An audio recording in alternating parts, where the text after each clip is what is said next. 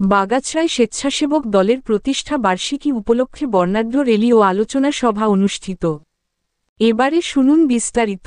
যশোরের শার্শা উপজেলার বাগাছড়ায় বাংলাদেশ জাতীয়তাবাদী স্বেচ্ছাসেবক দলের ৪৫তম প্রতিষ্ঠা বার্ষিকী পালন করা হয়েছে। এ উপলক্ষে বর্ণাঢ্য র্যালি ও আলোচনা সভার আয়োজন করা হয়।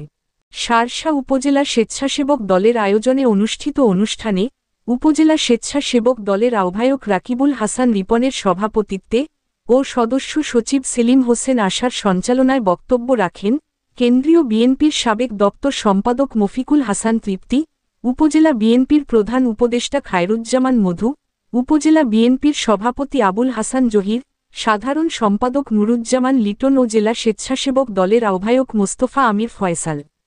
এ সময় উপস্থিত ছিলেন উপজেলা বিএনপির সিনিয়র যুগ্ম সাধারণ সম্পাদক অ্যাডভোকেট মোস্তফা কামাল মিন্টু, যুগ্ম সাধারণ সম্পাদক তাজউদ্দিন আহমেদ, সাংগঠনিক সম্পাদক আশরাফুল আলম বাবু ও সালাউদ্দিন আহমেদ, শ্রম বিষয়ক সম্পাদক শহীদ আলী, বাগাছড়া ইউনিয়ন বিএনপির সভাপতি এএইচএম আসাদুজ্জামান মিঠু, সাধারণ সম্পাদক জাহাঙ্গীর হোসেন, কায়বা ইউনিয়ন বিএনপির সাধারণ সম্পাদক শহীদুল ইসলাম, উপজেলা যুবদলের আহ্বায়ক মোস্তাফিজোহা সেলিম, সদস্য সচিব ইমদাদুল হক ইমদা, কেন্দ্রীয় স্বেচ্ছাসেবক দলের সদস্য সাইদুজ্জামান লালটু, উপজেলা স্বেচ্ছাসেবক দলের সিনিয়র যুগ্ম আহ্বায়ক ওয়াসিউদ্দিন, যুগ্ম আহ্বায়ক তৌহিদ হোসেন, মনিরুজ্জামান মনি, ছাত্রদলের আহ্বায়ক সবুজ হোসেন খান, সদস্য সচিব শরীফুল ইসলাম চয়ন সহ বিভিন্ন ইউনিয়নের নেতৃবৃন্দ।